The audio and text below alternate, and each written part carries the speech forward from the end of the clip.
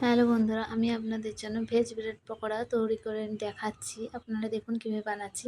প্রথমে কড়াইতে তেল দিয়ে কাঁচা জিরে, কাঁচা লঙ্কা কুচি, টমেটো কুচি দিয়ে দিলাম, অল্পখানি লবণ দিয়ে দিলাম। এবারে আমরা নাড়িয়ে নিচ্ছি। টমেটোটা যতক্ষণ না গলে যাচ্ছে ততক্ষণ কষতে থাকবো। টমেটোটা কষা হয়ে গেছে, এবারে সেদ্ধ করা আলু দিয়ে দিলাম, লঙ্কার গুঁড়ি, জিরে গুঁড়ি দিয়ে দিলাম। এবারে আমরা ভালো করে মাখাতে থাকবো, নাড়তে থাকবো ভালো করে যতক্ষণ না আলুটার ভিতরে সব কিছু ভালোভাবে মাখানো হয়ে যাচ্ছে। নাড়তে থাকবো ততক্ষণ। অল্পখানি লবণ দিয়ে দিলাম, লবণটা দিয়েও নাড়তে থাকবো যতক্ষণ না আলুর পুরটা তৈরি হয়ে যাচ্ছে ততক্ষণ আমরা নাড়তে থাকবো। দেখুন আলুর পুরটাও তৈরি হয়ে গেছে, আমরা নামিয়ে নিব।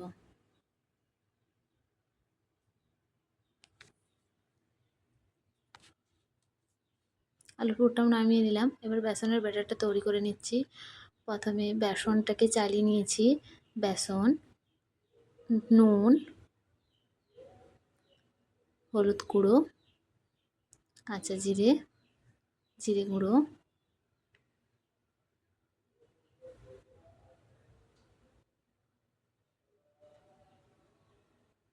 লঙ্কার গুঁড়ো দিয়ে দিলাম, অল্পখানি খাবার সোডা দিয়ে দিলাম যাতে মুচমুচে হয়ে যায়।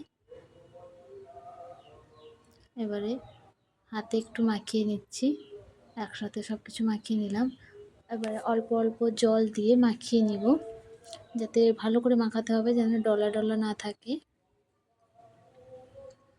ভালো করে মাখিয়ে নিচ্ছি। দেখুন এইভাবে ব্যাটারটা তৈরি হবে, না পাতলা না মোটা, এইভাবে। এবারে আমরা ব্রেডটা তৈরি করে নিচ্ছি। দেখুন একটা করে নিয়েছি, একটা করে দেখাচ্ছি আপনাদের। এইভাবে ব্রেডটাকে মাঝখান থেকে কেটে নিতে হবে। ব্রেডের এক সাইডে আলুর পুর দিয়ে দিলাম, আরেক সাইডেও আলুর পুর দিয়ে দিতে হবে। এইভাবে আলুর পুর দিয়ে দিচ্ছি। দেখুন দিয়ে দিয়েছি আমরা আলুর ভালোভাবে পুরটা দিয়ে দিয়েছি দু সাইডেই। এবারে দুটোকে একসাথে জয়েন্ট করে দিলাম, ভালো করে সেট করে দিচ্ছি। দেখুন ভালো করে সেট করে দিলাম। এবারে আমরা ব্রেডটাকে বেসন জলে ডুবিয়ে নিব। এপাশ সেপাশ করে ভালো করে ডুবিয়ে নেব যাতে ব্রেডের মধ্যে চার সাইডে বেসনটা লেগে যায়। এবার আমরা আগে থেকে কড়াইতে তেল রেখেছিলাম, তেল গরম করতে দিয়ে দিয়েছিলাম আগে থেকে। তেলটা গরম হয়ে যেতেই ব্রেডটা ছেড়ে দিয়েছি। দেখুন এইভাবে ব্রেডটা ছেড়ে দিতে হবে।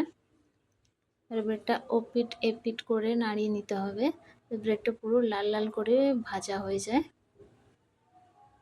দেখুন এপিট ওপিট করে নাড়তে হবে, এইভাবে লাল যেন হয়।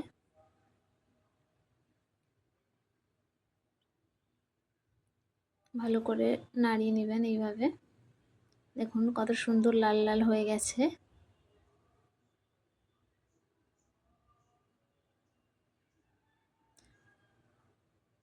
আমাদের ব্রেডটা হয়ে গেছে, এবারে আমরা ছাঁকিয়ে নিব ব্রেডটাকে, তেল থেকে তুলে নিচ্ছি। আপনাদের ভালো লাগলে আপনারা বলবেন, লাইক কমেন্ট